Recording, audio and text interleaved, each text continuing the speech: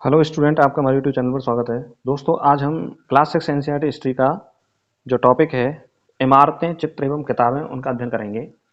देखिए, क्लास पढ़ाने से पहले मैं आपसे एक बात कहना चाहूँगा कि एनसीईआरटी में देखिए, भले ही क्लास 6 है या क्लास 7 है, क्लास 8 है, जो भी है, आपको लगता होगा कि ये क्लास छोटी क्लास है जिनमें क्या नॉलेज है। तो जो परीक्षाओं में ज़्यादातर प्रश्न आते हैं वो इन्हीं पुस्तकों से आते हैं। तो जितने भी अभ्यर्थी जीके की तैयारी कर रहे हैं, इन पुस्तकों का बहुत अच्छे से अध्ययन करें, क्योंकि हमें इससे कई लाभ है। जैसे कि एक तो हमें बहुत कम पढ़ना पड़ता है, और जो क्वेश्चन आ रहे होते हैं उनके बारे में हम बार बार रिवीजन करके उसका पूरा से अध्ययन कर सकते हैं और अच्छे से हम उसको याद रख सकते हैं। तो जितने भी स्टूडेंट, चाहे वो किसी भी एग्जाम की तैयारी कर रहे हो, टीचर एग्जाम है या यूपीएससी एग्जाम है, आरपीएससी है, बीपीएससी है, यूपीपीएससी है, सिविल सर्विसेज की अदर परीक्षाएं हैं, एसएससी की परीक्षा है, या फिर किसी कोई अन्य परीक्षा है, आर हुई, आपकी क्लर्क हुई, कोई भी परीक्षा है जीके से संबंधित, तो इन पुस्तकों का अध्ययन सभी स्टूडेंट को जरूर करना चाहिए। दूसरा लाभ इन पुस्तकों से ये भी है कि आपको एक नॉलेज क्रिएट होती है कि क्वेश्चन कहाँ से आता है, और एक समझ विकसित होती है। तो क्लास 6 में प्राचीन भारत के इतिहास के बारे में बताया गया है। तो जो अदर क्लासेस भी हैं उनको यदि आप पढ़ोगे तो लगभग आपको प्राचीन भारत के इतिहास के बारे में एक अच्छी समझ विकसित होगी और एक इंपॉर्टेंट पॉइंट के बारे में आपको पता चलेगा। चलिए हम शुरू करते हैं। चैप्टर है इमारतें, चित्र और किताबें। इमारतें, चित्र और किताबें। तो इस चैप्टर में सबसे पहले बताया गया है, सबसे पहले हम इमारत के बारे में बात करेंगे कि कौन कौन सी महत्वपूर्ण इमारतें हैं। देखिए, दिल्ली के मेहरौली में कुतुब मीनार के पास एक लोह स्तंभ है। उस लोह स्तंभ से चंद्र नामक शासक की जानकारी मिलती है, जो संभवतः गुप्त वंश के थे, और इसका निर्माण हुआ था 1500 साल पहले। तो यह जो चंद्र नामक शासक है, बताया जाता है कि यह चंद्रगुप्त प्रथम थे। तो चंद्रगुप्त प्रथम ने दिल्ली में लोह स्तंभ बनवाया था। और देखिए, उस समय का जो विज्ञान का इतना बड़ा आविष्कार था ये, कि आज तक इस पर जंग नहीं लगी है, जबकि ये पूरा खुले में वहां पर स्थित है। इसके साथ आगे बताया गया है कि हड़प्पावासी कुशल शिल्पी थे।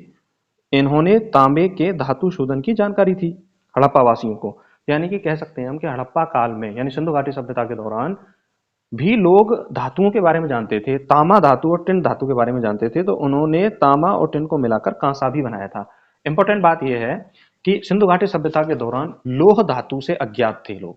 किससे अज्ञात थे? लोह धातु से अज्ञात थे। आगे हम बात करें स्तूप के बारे में। देखिए, स्तूप क्या होता है? स्तूप होता है ईंट व पत्थरों से बनी गुंबदाकार संरचना को हम क्या कहते हैं? स्तूप कहते हैं। देखिए, ये स्तूप है जो ईंट और पत्थरों से बनी हुई संरचना है। इसके चारों ओर परिक्रमा मार्ग को प्रदक्षिणा पथ कहा जाता है, और रेलिंग से घिरे रास्ते को वेदिका कहा जाता है। क्या कहा जाता है? वेदिका। कुछ इंपॉर्टेंट स्तूप हैं जो कहाँ पाए जाते हैं, जैसे सांची का स्तूप कहाँ पर मिलता है? एमपी में। अमरावती का स्तूप। अब हम बात करें इमारतों के बारे में, मंदिरों के बारे में। देखिए, मंदिर जो बनाए जाते थे, इनका किसी भी मंदिर का जो सबसे महत्वपूर्ण भाग था प्राचीन भारतीय इतिहास में, या फिर वर्तमान में भी, किसी भी मंदिर का सबसे महत्वपूर्ण जो भाग है वह होता है गर्भगृह। कौन सा होता है? गर्भगृह। और प्रत्येक मंदिर में मंडप बनाए जाते थे। मंडप सामान्यतः एक सभागार होता था, और उस सभागार में लोग इकट्ठा होते थे, और इकट्ठा होकर सभाएं किया करते थे और अपने निर्णय लिया करते थे। उस समय जो सभाएं होती थी या अपने निर्णय होते थे, उन सभी प्रक्रियाओं को वो पूरा करते थे। अगला है भितरगांव का मंदिर। ये भितरगांव का मंदिर यूपी में स्थित है। ये ईंट व पत्थरों से बना हुआ है। तो भितरगांव का जो मंदिर है वह कानपुर में स्थित है, और ईंट से बना हुआ है, और यह पहला ऐसा मंदिर है जो शिखर से बना था। शिखर निर्माण का पहला उदाहरण है भितरगांव का मंदिर। शिखर निर्माण का पहला उदाहरण कौन सा है? भितरगांव का मंदिर है शिखर निर्माण का पहला उदाहरण। तो ये बहुत मोस्ट इंपॉर्टेंट है, और इसका निर्माण लगभग 1500 साल पहले हुआ था। दूसरा दूसरा है महाबलीपुरम का मंदिर। दूसरा कौन सा है? महाबलीपुरम का मंदिर। देखिए, महाबलीपुरम के मंदिर को एकाश्म मंदिर के नाम से भी जाना जाता है। एकाश्म का अर्थ होता है एक ही पत्थर से बने हुए मंदिर। तो एक ही पहाड़ी को तराशकर या काटकर बना हुआ मंदिर है महाबलीपुरम का मंदिर। ऐहोल का दुर्गा मंदिर। ऐहोल में कौन सा मंदिर है? दुर्गा मंदिर है, जो प्राचीन भारत के दौरान बनाया गया था। तो यह भी अपने आप में एक इम्पोर्टेंट है इम्पोर्टेंट मंदिर है।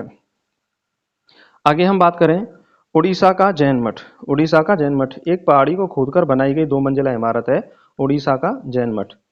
अब हम बात करते हैं चित्रकला के बारे में।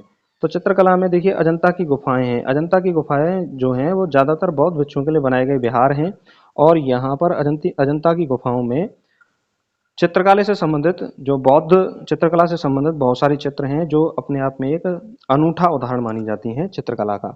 तो अजंता की गुफाएं चित्रकला का एक महत्वपूर्ण उदाहरण है। आगे हम बात करते हैं काव्यों के बारे में।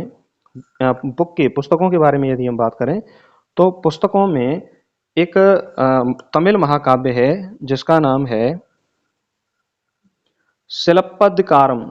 शिलप्पादिकारम यह तमिल महाकाव्य है। इसकी रचना इलांगो नामक कवि ने की थी। तो ये मोस्ट इंपोर्टेंट है, सामान्यतः परीक्षा में पूछा जाता है कि शिलप्पादिकारम जो तमिल महाकाव्य है इसकी रचना किसने की थी? इलांगो नामक कवि ने की थी शिलप्पादिकारम। देखिए इसमें कोवलन नाम के व्यापारी की कहानी है, उसकी पत्नी कन्नगी की कहानी है। देखिए वास्तव में कहानी क्या है कि कोवलन नाम का जो व्यापारी है वह पुहार में रहता था। अपनी पत्नी कन्नगी की उपेक्षा कर वह एक नर्तकी माधवी से प्रेम करने लगा। बाद में वह और कन्नगी पुहार छोड़कर मदुरई चले गए। वहां पांड राजा के दरबारी जौहरी ने कोवलन पर चोरी का झूठा आरोप लगाया, जिस पर राजा ने उसे प्राणदंड दे दिया। कन्नगी जो अभी भी उससे प्रेम करती थी, इस अन्याय के कारण दुख व रोष से भर गई और उसने मदुरई शहर का क्या कर दिया? विनाश कर दिया। और इस महाकाव्य की जो रचना है वह 1800 साल पहले हुई। दूसरा तमिल महाकाव्य है मणिमेखलाई। दूसरा महाकाव्य कौन सा है? मणिमेखलाई। इसकी रचना सत्यनार द्वारा की गई। इसमें कोवलन व माधवी की बेटी की कहानी है। कोवलन व माधवी की बेटी की कहानी है। प्राचीन भारत के इतिहास में एक अन्य महत्वपूर्ण रचना भी है मेघदूत। इसकी रचना कालिदास ने की थी। यह कालिदास की सबसे प्रसिद्ध रचना है। तो मोस्ट इंपोर्टेंट है, परीक्षा में प्रश्न कैसे आता है कि कालिदास द्वारा रचित सबसे प्रसिद्ध रचना कौन सी है? वह है मेघदूत। रामायण व महाभारत महाकाव्य संस्कृत में लिखे गए थे। देखिए प्राचीन भारत में दो प्रमुख महाकाव्य सनातन संस्कृति से संबंधित थे, रामायण और महाभारत। तो पुराणों और महाभारत दोनों की रचना महर्षि वेदव्यास द्वारा की गई थी और रामायण की रचना संस्कृत भाषा में वाल्मीकि ने की थी। देखिए स्टूडेंट गलती करते हैं, रामायण को तुलसीदास कर देते हैं कि तुलसीदास ने इसकी रचना की थी। तुलसीदास ने रामचरितमानस की रचना की थी अवधी भाषा में, जबकि रामायण की रचना संस्कृत भाषा में महर्षि वाल्मीकि के द्वारा की गई थी। अगर हम विज्ञान की पुस्तकों के बारे में बात करें तो आर्यभट्ट ने एक गणितज्ञ और खगोल शास्त्री थे। इन्होंने आर्यभट्टियम नामक पुस्तक लिखी और इन्होंने बताया था कि दिन और रात पृथ्वी के अपनी धुरी पर चक्कर काटने की वजह से होते हैं। यानी पृथ्वी अपनी धुरी पर जो चक्कर काटती है उसी से क्या होते हैं? दिन और रात होते हैं। और आर्यभट्ट ने ग्रहण के कारण का भी क्या लगाया था? पता लगाया था। आर्यभट्ट की तरह ही बराहमिहिर, ब्रह्मगुप्त और भास्कराचार्य गणितज्ञ और खगोलवेत्ता थे। तो यह भी क्वेश्चन पूछा जाता है कि बराहमिहिर कौन थे? गणितज्ञ और खगोल शास्त्री थे। ब्रह्मगुप्त भी गणितज्ञ और खगोल शास्त्री थे और भास्कराचार्य भी गणितज्ञ और खगोल शास्त्री थे। देखिए आयुर्वेद की पुस्तकें भी लिखी गई इसी प्राचीन भारत के दौरान कि पहले हैं चरक और दूसरे ऋषि हैं सुश्रुत ऋषि। तो इन्होंने चरक ने चरक संहिता लिखी जो औषधि की बहुत अच्छी बुक है, और सुश्रुत संहिता जो शल्य चिकित्सा की अच्छी बुक है। इसमें शल्य चिकित्सा से संबंधित अलग अलग विधियों का वर्णन किया गया है। तो जो सुश्रुत थे वो अपने समय के बहुत बड़े शल्य चिकित्सक थे और चरक थे वो अपने समय के बहुत बड़े आयुर्वेद के वैद्य थे। तो चरक ने चरक संहिता लिखी थी जो औषधि की पुस्तक है और सुश्रुत ने सुश्रुत संहिता लिखी थी जो शल्य चिकित्सा की पुस्तक है। अब हम इम्पोर्टेंट पॉइंट के बारे में बात करते हैं कि स्तूप निर्माण की जो शुरुआत है वह लगभग 2300 साल पहले हुई। कितने साल पहले हुई? 2300 साल पहले हुई। तो इस तरह से हमने जो क्लास 6 की एनसीईआरटी है उसके एक चैप्टर का अध्ययन किया जिसका नाम था इमारतें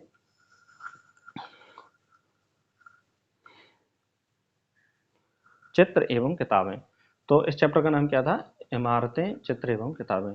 तो आसान सी भाषा में हमने बहुत कम समय में इस चैप्टर को पढ़ लिया, इसका रिवीजन कर लिया।